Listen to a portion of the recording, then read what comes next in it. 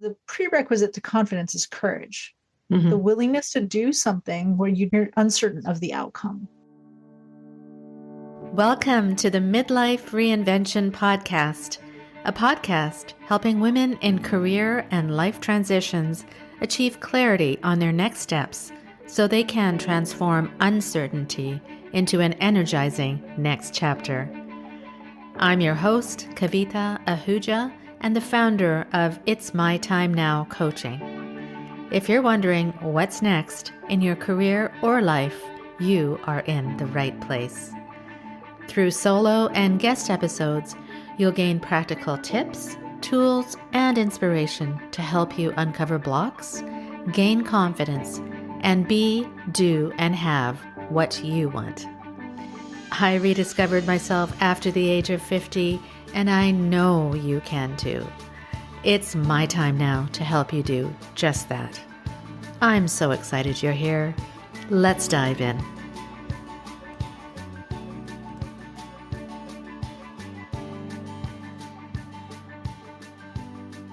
Are you feeling stuck in your high-powered career or exhausted by constantly striving to prove yourself in male-dominated spaces? For many accomplished women, years of hard work and climbing the corporate ladder can lead to a sense of burnout, loneliness, or dissatisfaction, despite their outward success. This podcast episode dives deep into why even the most successful women often feel trapped by their achievements and how to navigate these challenging emotions to reclaim your personal and professional life.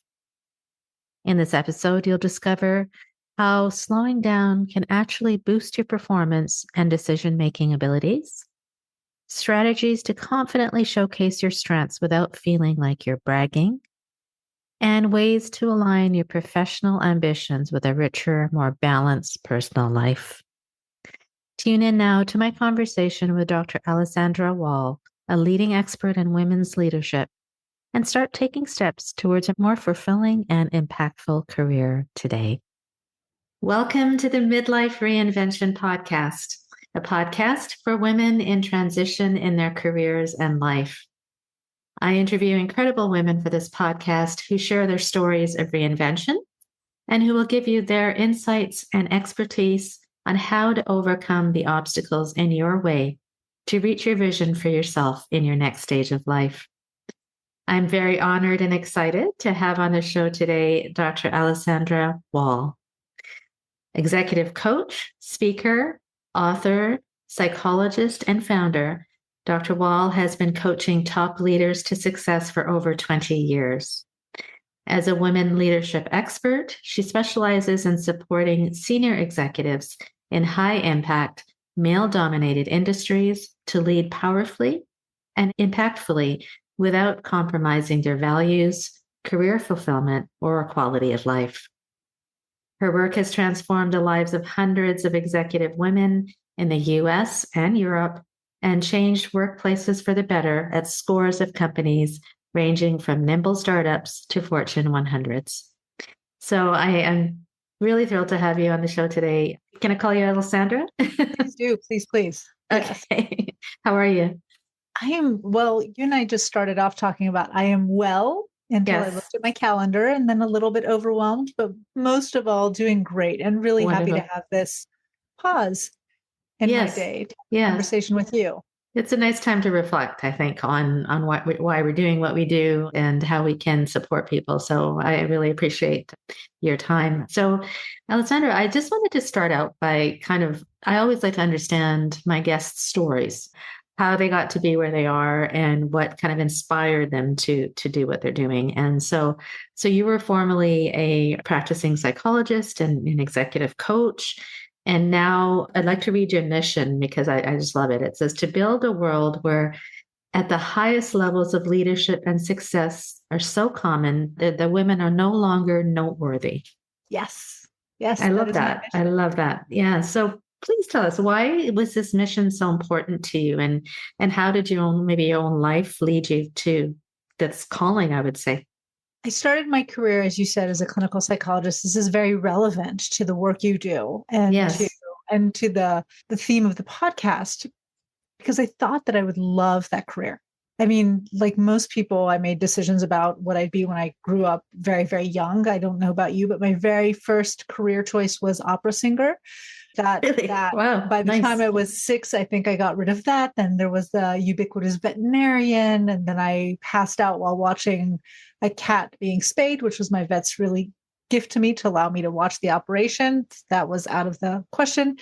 Some point in my teens, I settled on becoming a psychologist and really was motivated, like most therapists, from things I'd seen in my life, things I'd experienced, and loved it.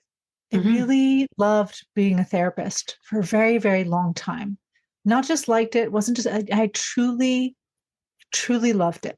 Then I had my first son, and 2.5 years later, my second son. And something about having children threw me off. For one, I discovered I was an introvert, which I didn't realize because I'm very social. But what I used to have before children was a lot of downtime Hmm. between these moments of engaged activity. So, being a therapist in a room, it's this massive engagement with other humans. And I could pause. My husband and I knew how to pause and have breathing room. You don't have that as a parent. Like, you know this, you have sons, right? So you walk Yes. in and it's beautiful and overwhelming and suffocating at the same time. Like, it's all those things of having children just run up to you, mommy, mommy, mommy. So that was one thing. The other thing is, I think that having my children triggered something in me, or maybe the limitations of motherhood triggered something in me, which was Hmm. suddenly a thirst and an awareness of what was possible Hmm. in a career, what I could do. Hmm. And becoming a psychologist didn't fulfill those ambitions anymore. The demands of being a psychologist, the midnight calls between a patient and the ER when somebody is suicidal, did not fit with how I wanted to spend my evenings. The inability to really rest when you're on vacation because there's always somebody in the background you need to take care of. All of those things change. And like most people, there was no way I could know that before being at that stage in my life. Hmm. So I went to go reinvent myself times one Hmm. and thought I'll be a life coach because that's what you do when you have a midlife crisis and you try to find yourself. Okay. And especially as a psychologist, it's a really nice transition. And then that business failed. And I built a business that was in opposition to what I had, as opposed to a business that was guided by what I needed and who I was, if that makes sense. I think I built my second career to run away from my first one. Hmm. So what I built was very different and did not fulfill me. And I burnt myself out. So, and all of the while I was still practicing as a therapist because Hmm. bills need to get paid. And I had to go back and really consider what I wanted. And you were talking about the mission. One of the things that really surprised me about my experience coaching women is that I've been talking with women for a very long time about the challenges of operating professionally. So I Hmm. knew the numbers, I knew the statistics, I heard the stories. I didn't get it. I do a lot of Right. work with male allies right now, and I tell them, I understand. You hear the numbers and you're like, no, no, I get it. It's difficult. I'm like, but you don't. You have the information, but you don't get it. Get it. Yeah. And for me, that's because I had my own private practice. I was in a position of power. Yes, I experienced all those gender issues externally as an individual, as a civilian, let's just say. Hmm. But Hmm. in my professional space, I didn't experience any of it. So when I went back to the drawing room with career number 3, I was very clear that I wanted to work with women. I was very clear that I wanted to figure out why I had met so many women who felt the need to reinvent their careers and to walk away from careers that they'd spent decades building. And that led me to what I do now, which is working with women in senior leadership, working with business owners, with people who on paper have extremely successful careers, but sometimes that success can feel like a gilded cage. Hmm. You're helping people reinvent their careers. I'm helping people who are in careers where they are where for all intents and purposes they are where they want to be, but there is more to be achieved, either more impact or more freedom, more of a sense of fulfillment, a richer life to go with that success. Otherwise the success traps them. Hmm. I think I know, I don't think. If we can get women to succeed at these high levels so that they have the professional success, but that success is married with a rich personal life, Yes. we do is we establish a true pipeline for change. Yes. Love it. So, I love that. It's so funny you're saying about on paper because when I read your bio, I was like, oh my God, like so much you've done so much. And then when you were talking and you're saying as a psychologist, it didn't fit your after you had your children, it didn't fulfill your I think you said fulfill my ambitions or yeah. your bucket or whatever. And I thought, wow, like from the outside, it would seem like just like me, like I was in this career for 25 years, my biggest career, and it would be from the outside, it would be like, well, are you crazy? Why would you leave that would seem so successful or whatever? Mhm. And then when you said that you built your second business because you were running away from your first one, and that really struck me because I think that's in reinvention. It doesn't mean that you're running away from things. It's like you, and it's not even starting over. It's building from where you are and Yes. understanding who you are and what you want. Right. So I love that you recognize that the second reinvention was that, and now when you dug deep and discovered that you wanted to work with women and how can you work from your experiences the best way, that's where you are now. So I love it, and I think there's so many lessons that listeners can learn from this because it's not about giving up everything. It's about starting from where you are, and it's not about running away either. So thank you for sharing that. You're welcome. Well, it Yeah. isn't, right? I know you've probably experienced this. Certainly, I know you've experienced it with the folks that you coach, but so much of our lives are lived reactively. Yes. Especially when you think of a career, we get a degree, we have no idea what we're doing. Mm-hmm. Hate when adults ask children, what do you want to be when you grow up? Yes. I think a far better question is, what is it that you love doing that you're good at that's fun right now? Mm-hmm. Because I know that the things that allowed me to be a great psychologist and a great coach, those were skill sets and interests that existed when I was a little girl. Mm-hmm. It's a much more intelligent, honestly, question to ask children than what do you want to be when you grow up, which makes Mm-hmm. them believe that there's a single career path Yes. and that they should know, that they should have an idea.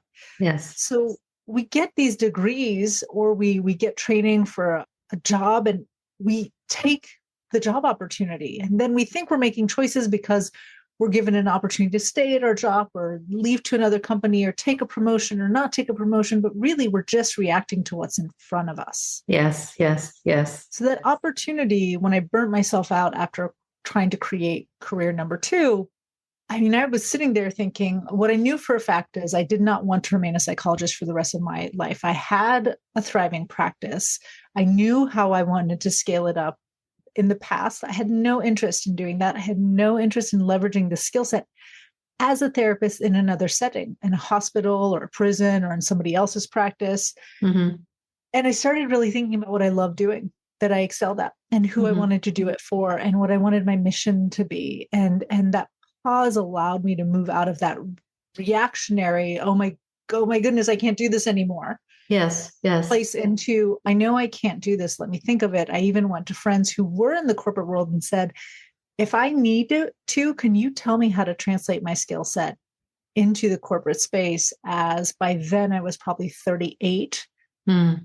I felt so old. And now I look back, I'm like, oh my goodness, you had so much of your career ahead of you. Yes. Yes. Because it's possible. Yes. I love that. We have in common, I believe, from what we've discussed so far, is advising our clients on the importance of slowing down. You talked about that. And especially in midlife, or whatever the definition of that is. And we have so many responsibilities, like you said, and ambitions. So what, Alexander, what actually happens when we actually decide to choose to slow down and ask ourselves some of these big questions, right? And take action with intention rather than really kind of just responding to life, to whatever life throws our way. The first thing I'll say is it's scary, right? Yeah. And the longer I've practiced, especially as a coach, the more what I focused on has changed. So in the beginning of my career as a coach, and I've been doing this now for about 10 years, when I was helping women who were early to mid-career, we focused a lot on creating visibility, on skills and tactics, especially soft skills, right? Helping them understand the human psychology involved in success and promotion and building a career you want. The more senior the women I work with, the more I realize the greatest gift you can give these women is that pause, is slowing down.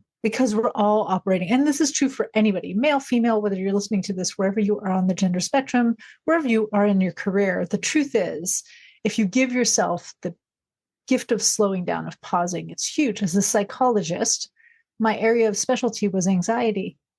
Okay. And what we now call burnout, which wasn't the name for it back then, and perfectionism. And I practice slowing down with my patients, but just different ways.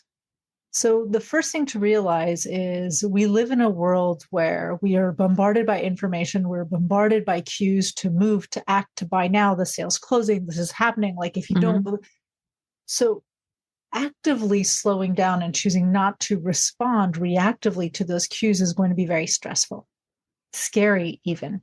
Yes. I was seated with a CEO of a large company the other day. I think he was a restaurant conglomerate owner, and I was in one of his restaurants, which is really loud, very noisy. And this is, again, that bombarding of information. And I was watching that shaking of the table as their foot was.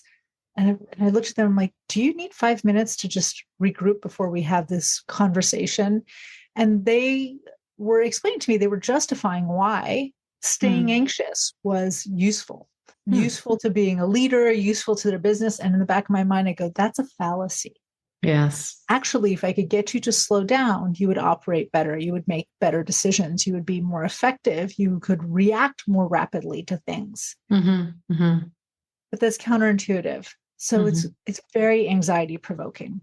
Yes. The goal is, if you can do that, there are three things that I see as the massive benefit. First of all, the second you slow down, you actually realize how you're feeling. You ever have one of those days where you go, and you're like, I can't sit down because if I sit down, I'm never getting up. It's the life equivalent of that, of realizing that once you slow down, suddenly you feel how tired you are or how anxious you are. You feel that you've been carrying tension in your shoulders or your lower back. You feel physically the pace that you've been holding yourself up to. And that's really important because we've learned to ignore those external cues until they break us.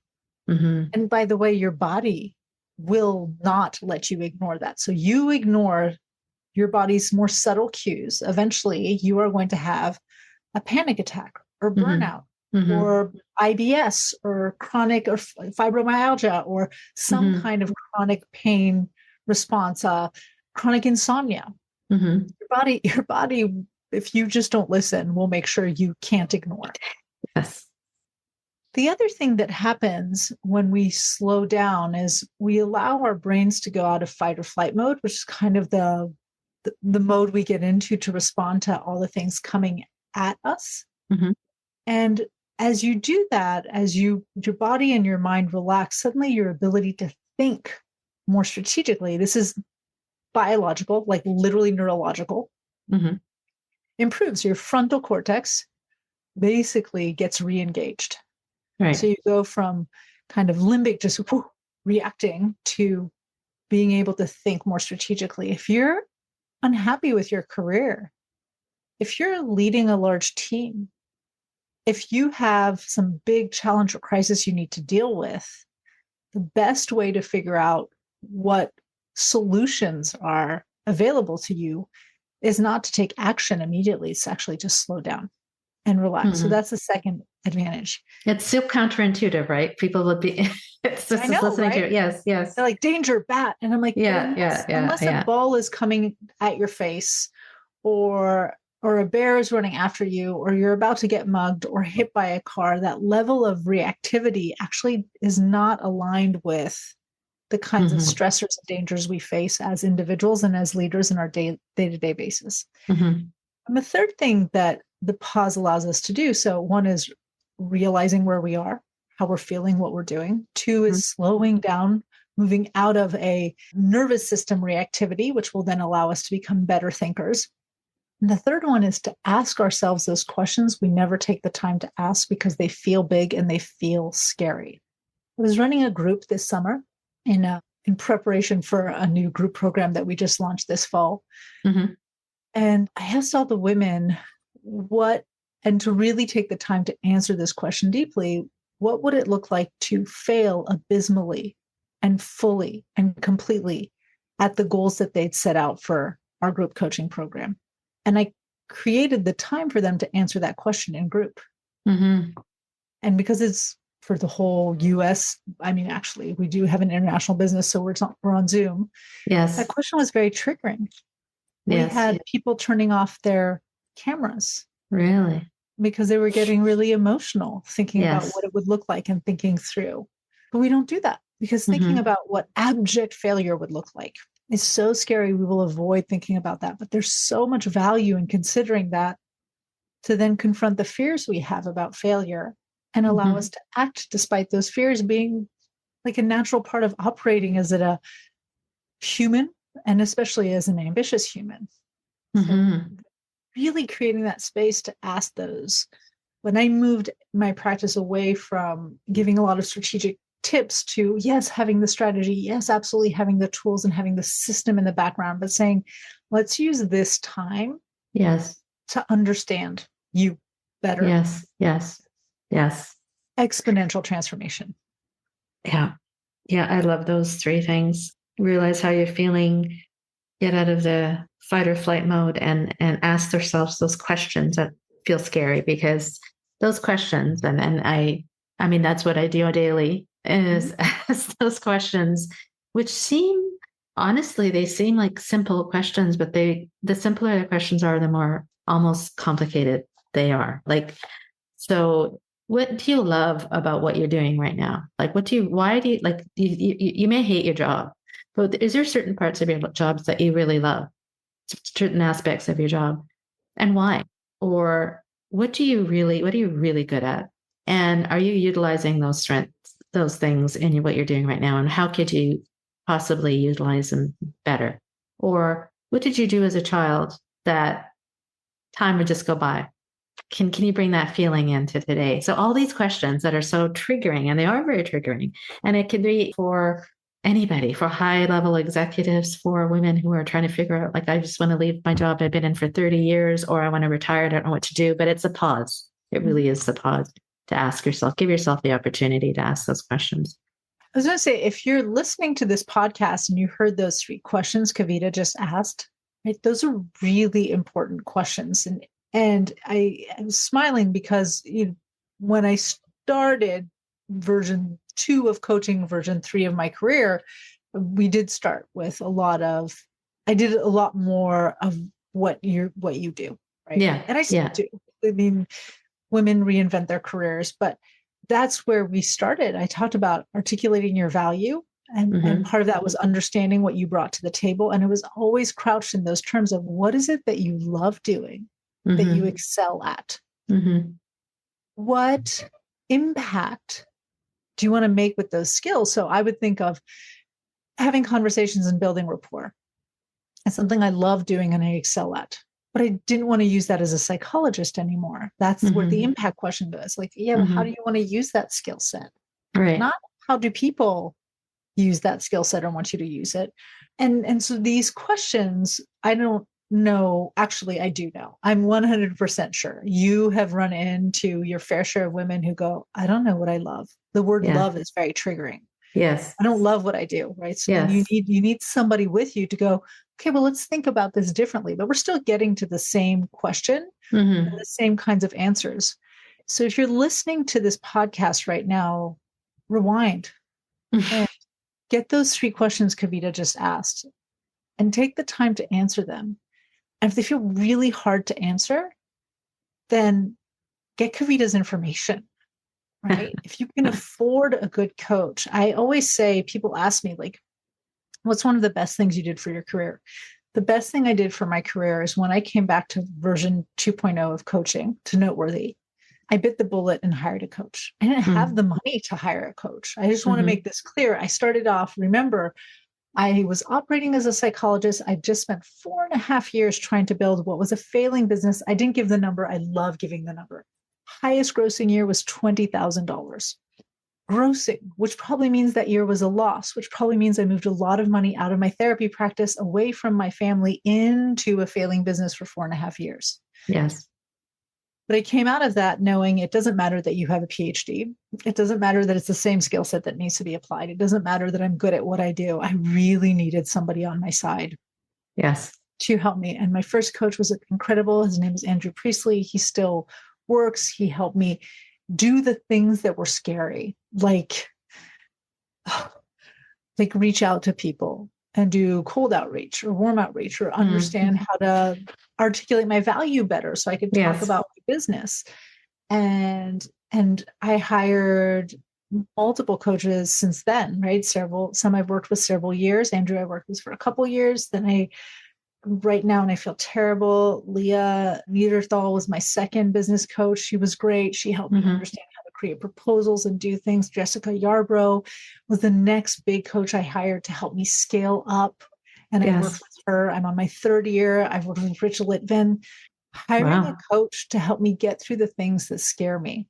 Yes. To force me to remove the excuses, right? I'm busy. I'm a mom. I have 2 kids who are still high school and middle school aged. With some of these coaching communities, to be around other people who had similar experiences, who were ahead of me, or some are behind me in terms of where they're at, but to be able to tap into the wisdom of the beginner and the person who's the expert. Best thing I could have done. And I think right now, it will never operate without a coach again. Wow. Yeah. It's interesting. And you deal with, thank you for putting that out, because it is so important. And people think that it may be a coach. Yeah. I don't know if I can afford it. I don't know if it's the right time. I don't know, but it is a set of eyes, ears, and guidance that we often don't have ourselves. And we can do it, but it is an accountability also, and it is somebody who has the ability to look at you with an unbiased mindset, and it can be in any stage of our life, right? And so going to that, now you work with C-suite leaders and women leaders, and I'm sure there's a whole set of pressures and roadblocks that these particular set of women face. So maybe you can talk to a little bit about that, and what are some of these things that women that you deal with or you work with face, and how do you help them, or what could you advise women who are in that space right now dealing with these roadblocks? So the majority of the women I work with right now have been in their careers 20 plus years, sometimes 30 years. They are at the top of their game on paper. Yes. Right? Meaning I'm thinking of a client right now who was part of my summer group and who's moved to the new group program. And like title wise, achievement, ability, she's at the top of her game. For a portion of the women I'm working with, I really like to think of them as top athletes, meaning they're literally at the top of their game in every single way. What they're looking for is, just like a top athlete will have a number of coaches to help them continue to perform at a high level, not get injured, figure out the right plays, like think through problems. That's how I operate with those leaders. I become not just a sounding board, but a different perspective, because I don't come with a corporate background. And even though I've been working with corporate folks for a long time, I'm still the person who walks in the room and goes, but why? Why does it have to be this way? I don't understand this. So it's thinking at a higher level and really bringing in the background as a psychologist as well to talk about, like, well, the human brain does this, or this is what we know about these responses. So that's maybe a third of my clients. And even those women have elements that are going to belong to the next 2 groups. The next 2 groups are women who are, again, on paper at the top of their game. And usually they're facing one or a combination of these issues. So one issue is, yes, I'm at the top of my game, but it's killing me. I can't stop. I feel like there's a ton of pressure. I still somehow have to repeat myself more times than the men in my space need to. I'm constantly walking on this tightrope of being labeled bossy. I don't know what the explicit rating is on your thing. So Oh, you can say bitch. okay, being labeled a bitch, or being Yeah. told that I'm too soft and too nice and too Yeah. whatever. And God forbid, Yeah. no matter what I do, the word emotional will be there. If not, it's ice queen, right? So they're on this tightrope, and it's exhausting. Yeah. And the impact of that is often, yes, they're successful, but they've had to compromise a lot of things on the path to success. So leading on their terms. I know this, I don't know about you, but for me, this term makes me want to like gag a little bit, but showing up authentically, right? That idea of they have to put on this suit and pretend to be something else than they are, because if they're goofy or more serious or more analytical, somehow they don't feel comfortable just walking in as themselves. Sometimes what's happened is they had a vision for the kind of impact they wanted to make, but in order to climb up the ladder, they've had to put other people's goals, ambitions, needs, objectives ahead of that legacy they wanted to build. Mm-hmm. And so, yes, they're super successful and they're building towards something, but it's not what they wanted to build towards. Mm-hmm.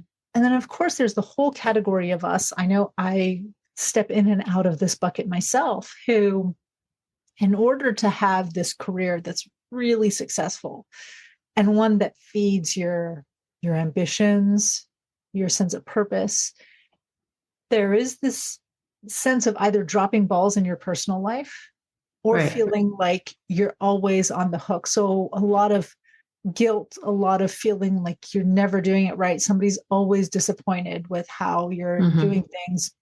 I cannot tell you, Kavita, the number of times I've spoken to women who, when we talk about what's one thing that you've had to give up that you really miss, and for most of my clients, friendships. So they gave everything to work. Yeah. Whatever they had after work, they gave to family, whether that is nuclear family with children, or whether it is their family made of friends or their parents or their siblings. It went to family. And they had very little left for themselves, and among other things, for building deep, meaningful friendships with other women. And they get to a point in life where the realization of that isolation is devastating.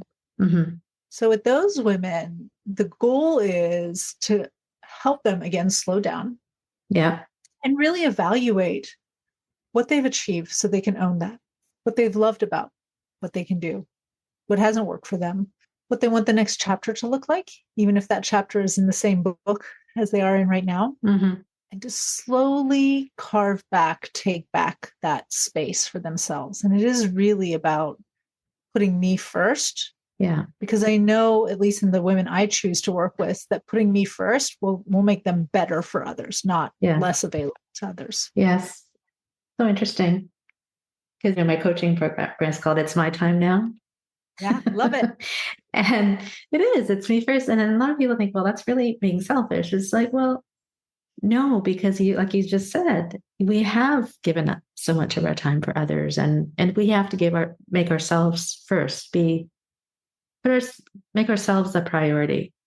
And I was going to ask you, Alessandra, is that, you kind of alluded it to earlier, but all these roadblocks, all that you just mentioned, all these pressures, they show up. You mentioned they show up physically, but also what is the other manifestations of these pressures in our lives? Like you mentioned friendships, and I guess it would also be loneliness in a way, right? Yeah. Right. I mean, for one, we say it's very lonely to lead well. Yeah. But I think it's especially lonely to lead as a woman. Yes. Because when you feel like you can't show up as yourself, when you feel like you need to project this image of having it all together, of knowing your stuff, of being infallible, then all those normal, really healthy concerns, questions, doubts that you have, you have nobody to process them with. I think I've been with my husband 19 years, and I try to talk to him about what I do, but he is not capable of helping me in the way I need to. Right. And in May of this year, I went to a coaching retreat with a bunch of other coaches, and there was this coach, Rich Litvin, who had one of the former clients on the stage with him talking, was asking him how he was doing. And the guy mentioned he felt so lonely. He'd been writing a book for 2 years and hadn't realized how the experience of writing the book had really isolated him. Yeah. Kavita, I started crying.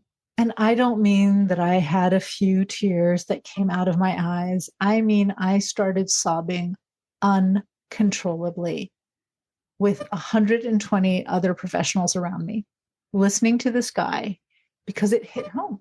Yeah. I have tons of wonderful friends. Like I have a group of golden girls. We go on trips. I have deep friendships. I can have deep conversations with them. We have trips planned. We're talking about Vancouver, Canada. It's with them. I'm going to Costa Rica. We see each other on a regular basis. Yes. I have a fairly stable marriage, right? As stable as any marriage could be. I have coaches working with me. Yes. And yet that thing of being lonely as a professional in my space. Yes. It so hard. Luckily for me, this individual, because there were coaches from all over the world, happens to live in San Diego. So now we meet every 2 weeks on Monday with him and with a couple other coaches, and we have a mastermind. Yeah. How beautiful. We have a community where we can ask those questions. Yeah. So I don't need to show up more authentically. And the really interesting thing with this is my clients will tell you, I never pretend that I have it all together. So I will, when they say, well, you da. I'm like, whoa. Like I'm a mess like everybody else. Yeah. But it's different. Yeah. Right? Thanks for sharing that story. Yeah. That must have been quite.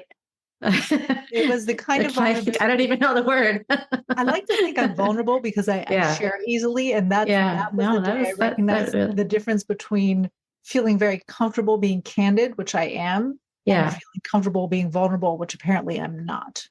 But I'm working on it because I didn't choose to share that. Yeah.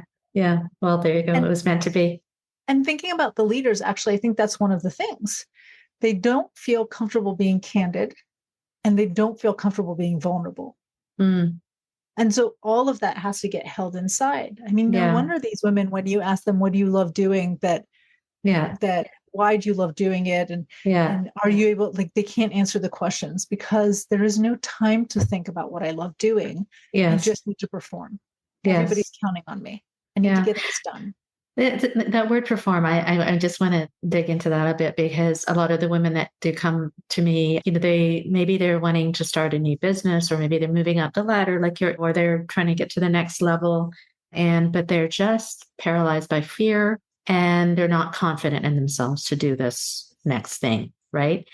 Or put themselves out there even on social media or like how am I going to be perceived if I do this thing? And I'm so afraid of how people are going to judge me and all these fears, these blocks. So how have you, and that's a big question probably, but in your practice or with the women that you coach, how do you advise them to, step into that confidence and to build that confidence and build visibility, but without that constant fear of judgment or big question. I know. So I don't know if that's a fair question. and not watching. As Kavita was speaking, I had this huge smile as she was saying. So one of the things is exactly what you mentioned: visibility. I always try, because I tend to work with women in STEM and women in finance, so heavily male-dominated spaces, and people with a lot of technical, critical skills. I, as much as possible, try to take all the things that I talk about that seem soft and woo and bring them back to science and data. So one point of data that we have is that visibility is the number one factor associated with advancement for women. That is one of the things I tell them. I'm like, I really actually don't care whether you like this or not, or whether you think it's right or not. Visibility is the number one factor associated with advancement for women. And so if you don't create visibility around what it is you do, what it is you excel at, what kind of impact you have made, so past wins, and what kind of impact you can make, which is owning your skill set and being able to project the value of that skill set forward, you're not going to be able to advance in your career. The other thing that I love doing with women who are afraid of visibility, oftentimes women will say, well, I don't want to brag. I don't want to show off. I don't want to walk around like I'm so important. And I said, your assumption that other people should know what you're doing, should know what you're good at, should know how to apply your skill, that is awfully presumptuous of you. Everybody's supposed to be so clued in to what Alessandra does that they should be able to tell this. And so I remind them that actually communicating your value, creating that visibility is a kindness because it's allowing people to understand what you bring to the table without making the assumption that they should just know about you because you're that important, you're that special. And understanding that everybody is extremely busy. So it's your responsibility, and it is, again, kindness to help them understand not just that you might be great at analyzing data, but how to leverage that skill set that you bring to the table to create the greatest impact for an organization or for a team. The third thing I love reminding people, again, going back to science, is I'm like, humans are social animals. If you look at what has allowed us to survive evolutionarily, it is the creation of communities and groups that are very socially interwoven. So when we talk about the importance of social capital, the importance of building a network, the value of communicating to people, the commonalities you have, your personal story, what you bring to the table, this isn't just because this is nice. It's not because we're in the era of social media. It's because this is what's baked into our brain. Humans elevate, support, advance the people we know and trust and ideally like, but knowing and trusting is at least the starting point. So it's essential to go out there and build these relationships. And for many of us, the place we build those relationships is first online. Yes. You and I met online. Yes. Have a relationship. Yes. And I know you mentioned you're doing not only hosting a podcast, but you're guesting on podcasts. And I've guested on a lot of leadership podcasts. So I know exactly who I'm going to introduce you to. And I know that in doing that, I will create value for them and for you. Online is a great place to share your thought leadership and your ideas. So if you don't feel comfortable posting, comment. Go look at things other people are posting on topics that are adjacent to the impact you want to make, to the skill set you have. And instead of saying, oh, this is so interesting, great post, I'm glad you talked about it, share your perspective. Yeah. That way, maybe you're not front and center, but you're part of a conversation and you're making it richer. Such great tips. Honestly, that's so important because, you don't. Okay, so the three things: the science, visibility is the number one thing for advancement for women. Owning your skill set, right? And it's not why it's not? Not bragging. It's not bragging. It's helpful. Yes.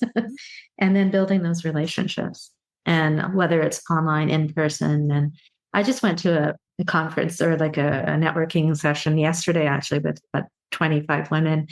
And it's amazing the power of this community, of being with people online, yes, but more and more people are getting together in person. And it's like you were saying, how you started crying in this community. It's just the emotions that can come out and the relationships that can be built. And it's about being visible. And I think however that visibility is, however you define it, but don't be afraid of it, right? Don't shut yourself out from what's really inside of you that needs to be brought out. You're doing a disservice to the world, right? If you don't bring out who you truly are to the world. And to go back to what we started with, you can be afraid of it. That's fine. It's going to be uncomfortable. It's like slowing down. It's really uncomfortable. But the world doesn't care if it's uncomfortable. You asked me, how do we make women feel more confident? Confidence is a byproduct of doing things that are uncomfortable. Confidence is not walking into a space and feeling 100% sure you're amazing, or not having doubt, or not having fear. So the prerequisite to confidence is courage. The willingness to do something where you're uncertain of the outcome. Yes. And you could fall flat on your face. So a lot of the work I do with clients in general, and I did this as a psychologist too, and I try to teach this to my children, is don't wait until it feels comfortable. If you're not doing things on a regular basis that scare you, you're not pushing yourself. Mhm. So the key is not to make the discomfort, the fear, the unease go away. The key is to act despite that being there, which is not the same thing as pretending that it isn't there. Mhm. Acting despite is not faking it till you make it. Faking it till you make it is I'm going to walk around, I'm going to make you think I'm super comfortable in social situations and I have no introversion and I'm going to play a role.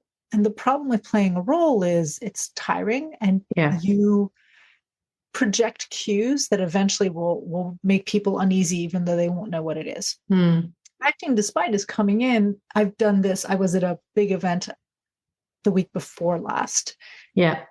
And I told these women, I'm like, I know I look super social because I've learned how to do this, but this is really overwhelming for me. If it were up to me, I'd be standing by the bar in corner because it Yeah. gives me something to do.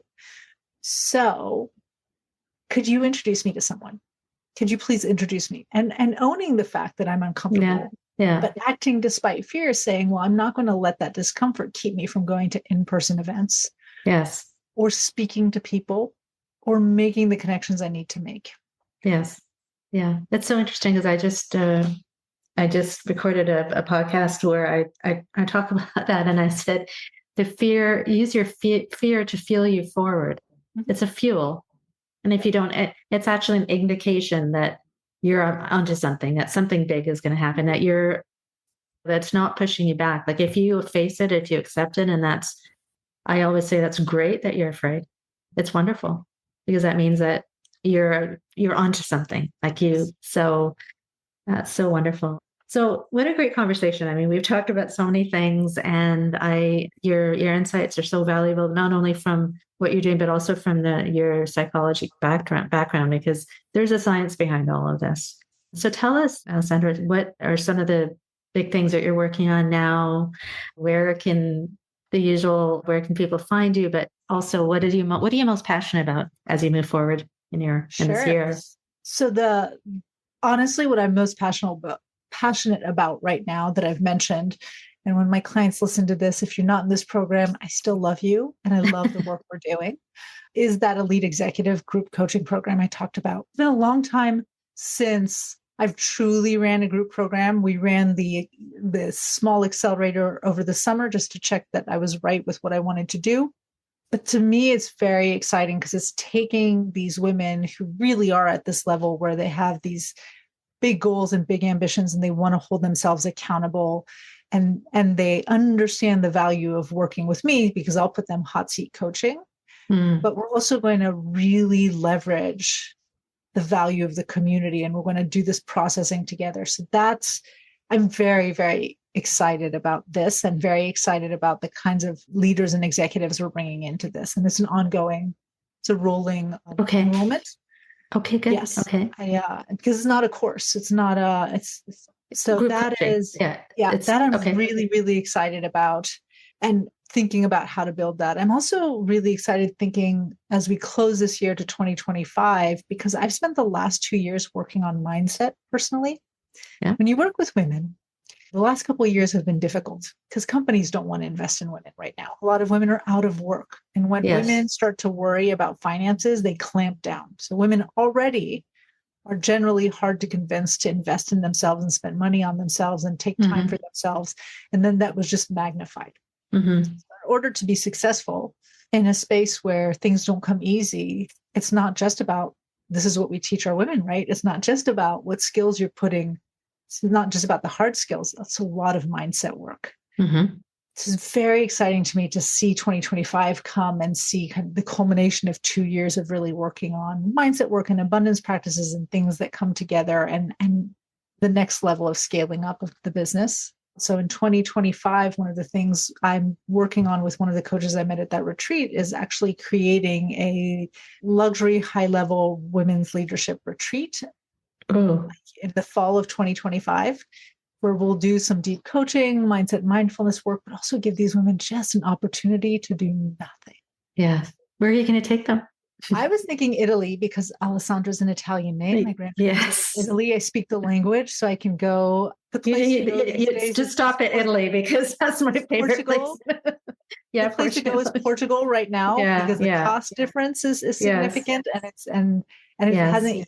It's people are just starting to notice Portugal, so it's not kind of overrun too much. Hmm. So, but that part of the world, I grew up in France, so it's an easy home base for me to go see my mother or an aunt, and then go, Yes. okay, where are we going from here? Yes. Either Italy or Portugal. Wonderful. I love the work you do and creating space for your clients and for offering them solutions to not only excel in their career, but also give back space in their lives. And again, we're talking about slowing down. And I think that was kind of the overall theme of today, but I'm certain that your clients they're very fortunate to have you as their guide. So, and I really feel fortunate to have all your insights today as well. So thank you so much. It was really a pleasure. It was a pleasure. It was a lovely conversation and a lovely pause. I'll send you a Yeah. link to the list for your listeners to an exercise that's meant to evaluate an energy audit. A Oh, really nice starting point to kind of evaluate what things are energizing you and what things are draining you, and a good starting point to take action instead of reactively just going yes. about your day. So I'll Oh, send you the link for that. I'd almost love to have another conversation with you about energy because I think that would be That's for another topic. episode 2 together. Yes, exactly. Thank you so much again, Alison. It is my pleasure, Kavita. Thank you. I trust you enjoyed this informative and inspiring talk with Dr. Alessandra Wall, and it provided you some insights into how to overcome the challenges you may be facing as a high achieving woman in leadership. Here are her key takeaways.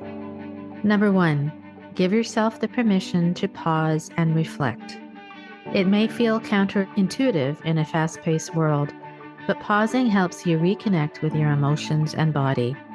This practice can lead to better decision making, greater strategic thinking, and a clearer sense of direction in both your career and personal life. Number 2, align your career with your values. Many women reach high levels of success only to realize they are not fulfilled. The lesson here is to regularly assess whether your career aligns with your personal goals and desires. If it doesn't, it might be time to reinvent or adjust your path to create a more fulfilling professional life. And number 3, nurture personal connections and well-being. High-achieving women often sacrifice personal relationships and self-care in pursuit of career success. To counter this, prioritize building meaningful connections and carve out time for activities that nourish your soul. By implementing these lessons, you can move from a reactive and stressful career to one that is intentional and aligned with your values and filled with personal fulfillment. Thank you so much for being here, and as always, I'm here for you as you face any transition in your life, minor or major, because I know how disruptive a time this can be. But know there's so many amazing things ahead of you if you take charge now. To that end, I have a wonderful new resource for you to help you face each day with confidence. Download my 28 Days to Building Confidence now, and it will give you wonderful, short but powerful daily tips that you can incorporate into your life today to help you build your confidence. Confidence is a key to taking your first step and then the next, so take a second to download this informative guide now. Links are in the show notes. Of course, for individual guidance, I'm available for you to discuss what particular things you're going through. Schedule a free breakthrough conversation with me, and for 45 minutes, we will go deeply into what you are facing and what options you have. And finally, if you'd like to be placed on my mailing list, I offer informative information weekly to help you navigate the many transitions in your life and career. Till next time, my friend, stay well and stay happy.